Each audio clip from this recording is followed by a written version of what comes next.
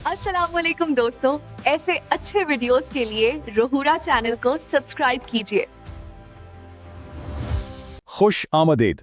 आज की इस पेशकश में हम एक बेहद दिलचस्प और गहरे मौजू पर बात करने वाले हैं। हम बात करेंगे सुबह की इन अहम तिलावतों की, यानी सूरह यासीन और सूरह अर-रहमान की। इनकी बनावट, इनके मकासद, ये सब आखिर किस तरह हमारी अमली ज़िंदगी और रोज़मर्रा की ज़रूरियात से जुड़े हैं। ये तसव्वुर सिर्फ रूहानियत तक महदूद नहीं।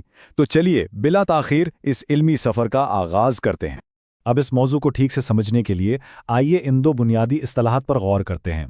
पहली है दुआए रोज़ी, जिसका सीधा ताल्लुक़ हमारी ज़िंदगी के मादी वसाइल, रिस्क और दौलत से है। और दूसरी है दुआए हाजत, जो किसी ख़ास ज़रूरत या किसी मसले के हल के लिए मांगी जाती है। यही वजह है कि रिवायती तौर पर वसीतर ज़रूरियात और इसकी तलब के लिए सुबह के वक्त इन सूरतों का वजीफ़ा एक अहम ज़रिया समझा जाता है।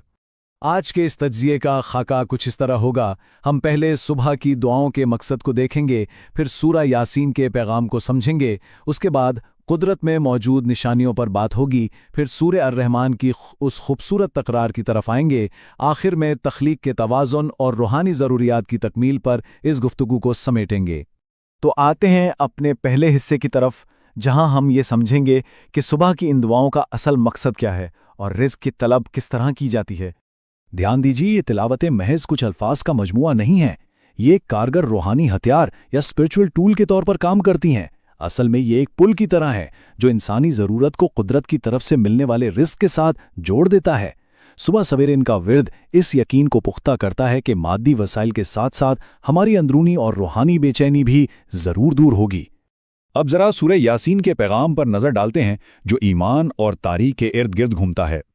यहाँ सबसे अहम नुक्ता ये है कि सूरह यासीन हमें ईमान से जुड़ी एक वाज़ेह 3 हिस्सों पर मबनी वाक़या सुनाती है। सिलसिला कुछ यूं है। सबसे पहले हिदायत के लिए पैगाम रसां भेजे जाते हैं, फिर बदकिस्मती से लोग उस हिदायत को अक्सर ठुकरा देते हैं, और तीसरा, जो कि सबसे हतमी मरहला है, वो है आखिर में दोबारा जिंदा किया जाना और आमाल का हिसाब किताब। ये पूरा सिलसिला हमारे जहन में आखिरत की फ़िक्र को बिल्कुल ताज़ा कर देता है। इसी सिलसिले में कुरान के इस इक्तिबास पर गौर कीजिए। और इनके लिए मुर्दा ज़मीन में एक निशानी है जिसको हमने जिंदा किया। देखिए अल्फाज कितने ताकतवर हैं।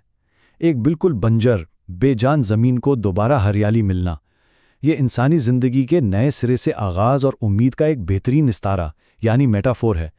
जो ज़ात एक मुर्दा ज़मीन से लहलहाता अनाज निकाल सकती है, वो यकीनन हमारी हर ज़रूरत पूरी करने की काबिलियत भी रखती है। यही हमें अगले हिस्से तक ले जाता है, जहां इन सूरतों में हमें कुदरती दुनिया की निशानियों पर गहरी नज़र डालने का कहा गया है। अब देखिए इन निशानियों में हमारे वाज़े मादी रिज़्क़ का जिक्र कितनी तफसील से आया है। जिंदा की गई ज़मीन, उगता हुआ अनाज, बहते पानी के चश्मे, खजूरों और मुख्तलिफ फलों की फरावानी, और यहाँ तक कि समंदरों में पहाड़ों की तरह तैरते हुए अजीमो शान जहाज़, ये सब वो चीज़ें हैं जो बराह रास्त हमारी बका और माशी तरक्की से जुड़ी हैं। और सच तो ये है कि इन्हीं सब चीज़ों का ताल्लुक दुआए रोज़ी से है। ये सब रिज़्क़ ही की मुख्तलिफ और बेहद अहम शक्लें हैं। और ये बात इस कायनात में मौजूद ज़बरदस्त निज़ाम को कितनी खूबसूरती से वाज़े करती है। ज़रा मुवाज़ना कीजिए। सूरज एक बिल्कुल नप्पे तुले रास्ते पर अपनी मंजिल की तरफ गामज़न है, जबकि दूसरी तरफ चांद मुख्तलिफ मंजिलों से गुजरता है, यहाँ तक कि घटते घटते सूखी हुई खजूर की टहनी जैसा पतला हो जाता है। इन आसमानी अजसाम की ऐसी दुरुस्त और हम आहंग हरकत इस बात का खुला सबूत है कि इस पूरी तख्लीक के पीछे एक अजीम कुदरत और हिसाब किताब मौजूद है। चलिए अब सूरह अर-रहमान की उस अजीम तकरार की तरफ चलते हैं, जो कि एक बेहद लयदार और गूंजता हुआ सवाल है। फ़बिअय्यि आलाइ रब्बिकुमा तुकज़्ज़िबान, यानी तो तुम अपने रब की कौन कौन सी नेमतों को झुटलाओगे। ये महज एक आम सवाल तो नहीं है ना, है ना? इस सवाल की जो बार बार तिकरार होती है, वो इस पूरी तिलावत में एक बेमिसाल और ताकतवर रिदम पैदा करती है, जो बस सीधा दिल में उतर जाती है। और दिलचस्प बात यह है कि इस बार बार दोहराए जाने वाले सवाल का मकसद सिर्फ शायरी की खूबसूरती नहीं है, बल्कि ये मतन के अंदर ही सिखाने की एक खास तकनीक है। ये क्या करती है?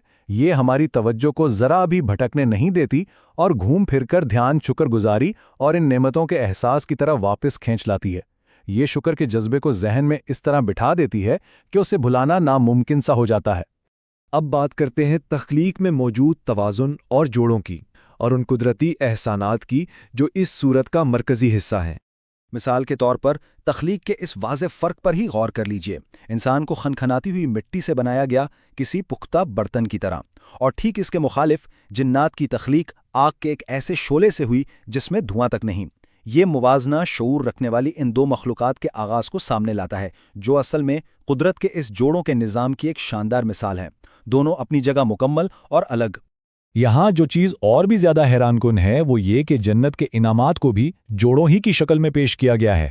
دو بہتے ہوئے چشمے، جنت کے دو وسیع اور خوبصورت باغات، آپس میں ملنے والے سمندروں سے نکلنے والے موتی اور مونگا، گھنا سایہ اور پھلوں کے جوڑے، یہ تصویر کشی مسلسل اسی جوڑوں اور توازن کے تھیم کو آگے بڑھاتی ہے۔ یہ ہمیں یاد دلاتی ہے کہ قدرت کی ہر نعمت میں ایک مکمل بیلنس موجود ہے۔ اور اب آتے ہیں اپنے آخری اور سب سے اہم حصے پر، روحانی ضروریات کی تکمیل اور وہ حتمی انعام جو اس سفر کے آخر میں ہے۔ ذرا اس آیت کی گہرائی پر غور کیجیے۔ زمین پر جو بھی ہے فنا ہونے والا ہے، اور صرف تمہارے رب کی ذات باقی رہے گی جو عظمت اور جلال والی ہے۔ حالانکہ ہم نے دیکھا کہ ان صورتوں کا آغاز روزانہ کے مادی رزق اور ضروریات کی طلب سے ہوتا ہے، لیکن یہ بات رفتہ رفتہ ہمیں اس حقیقت کی طرف لے جاتی ہے کہ یہ دنیا فانی اور عارضی ہے۔ اصل اور ہمیشہ رہنے والی چیز تو فقط روحانیت اور رب کی ذات ہے۔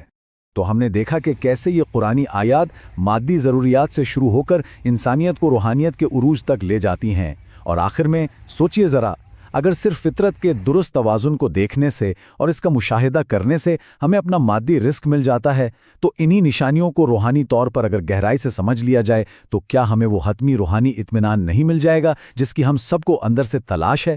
انہی قابل غور سوالات کے ساتھ آج کا یہ تجزیہ اپنے اختتام کو پہنچتا ہے۔ امید ہے یہ سفر آپ کے ذہن میں کچھ نئے دروازے ضرور کھولے گا۔ ملاقات ہوگی اگلی پیشکش میں۔